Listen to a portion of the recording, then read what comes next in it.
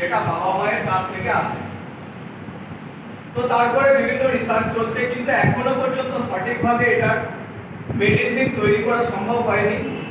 যে দুটো থেরাপির কথা আমি বললাম, একটা জিন থেরাপি আর একটা হচ্ছে স্টেম সেল ট্রান্সপ্লান্ট, সেটা প্রচন্ড খরচ সাপেক্ষ, মধ্যবিত্তের পক্ষে সবসময় সম্ভব হয় না এই খরচ বহন করা। সেই জন্য আমরা বারবার বলি যে থ্যালাসেমিয়া পেশেন্টের জন্মটা বন্ধ করতে হবে, অর্থাৎ বিবাহের পূর্বে একটি ব্লাড টেস্ট করতে হবে। যদি একজন ক্যারিয়ার হয় তাহলে আরেকজন ক্যারিয়ার হওয়া চলবে না। যদি দুজনে ক্যারিয়ার হয় তাহলে 25% সম্ভাবনা থাকে যে থ্যালাসেমিয়া পেশেন্টের জন্ম হওয়া। কারণ এক্ষেত্রে দুটো জিনই খারাপ হয়ে যায় শরীরে, আমাদের শরীরে। যে যদি একটা জিন খারাপ হয় তাহলে আরেকটা জিন তার কাজকর্ম চালিয়ে নিতে পারে।